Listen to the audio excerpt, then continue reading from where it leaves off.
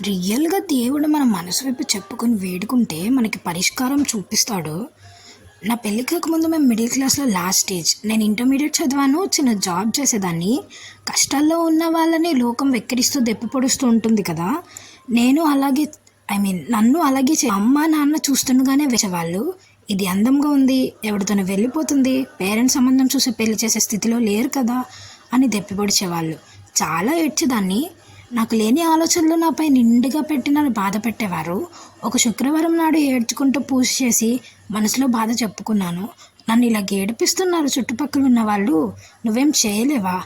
మా అమ్మ నాన్న నా పెళ్లి చేసే స్థితిలో లేరు, అది నాకు తెలుసు. నేను అడిగానా పెళ్లి చేయండి అని? లేకపోతే అలా వెళ్ళిపోతా అని చెప్పానా? ఎందుకు నన్ను బాధపెడుతున్నారు?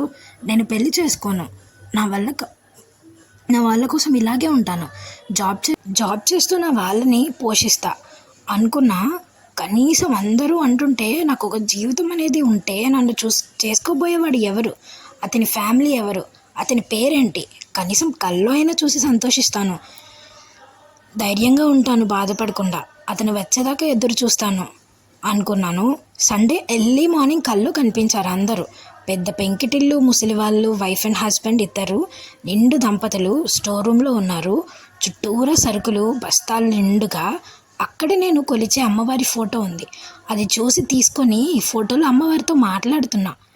ఎన్నో రోజులు అవుతుంది నిన్ను చూసి, ఇప్పుడు దొరికావు అని అంటుండగానే పెద్దయిన వాళ్ళ కొడుకుని పిలుస్తూ, శ్రీను ఇలా రా, ఈ బియ్యం బస్తా పక్కన పెట్టాలి అని పిలుస్తున్నారు. అతను వస్తున్నాడు. నన్ను చూస్తూ వాళ్ళ నాన్నగారి దగ్గరికి వెళ్ళిపోయారు.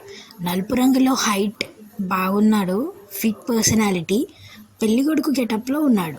నేను పెళ్లి కూతురి గెటప్లో ఉన్నా. అంతలోనే పులి వచ్చింది. చుట్టూరు తిరుగుతూ నాకు తగులుతూ ఇల్లంతా తిరుగుతోంది. భయం వేసి నా కళ్ళు తెరిచాను.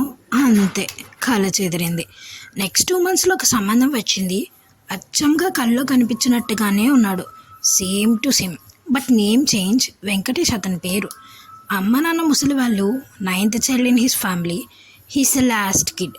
హౌస్ కూడా సేమ్ పెంకిటిల్లు, అలాగే పెద్దిల్లు. 1/2 ఎకరంలో ఉంటుంది ఇల్లు వాళ్ళకి. టోటల్గా షాక్ అయ్యాను అసలు పెళ్ళయ్యాక ఇల్లు అంతా చూసి. అలాగే స్టోర్ రూమ్ నిండా ఫుల్ సరుకులతో ఉంది. నేను ఏం చెప్పాలనుకుంటున్నానంటే, మనకి ఏమైనా కష్టాలు ఉంటే మనం ఫుల్గా బాధపడకుండా దేవుడి దగ్గరికి వెళ్ళి మన కష్టాలు చెప్పుకుంటే ఖచ్చితంగా దేవుడు తీరుస్తాడు. అండ్ లాస్ట్కి నేనైతే చాలా హ్యాపీగా ఉన్నా. మా అమ్మ నాన్న కూడా చాలా హ్యాపీగా ఉన్నారు. Thanks for watching.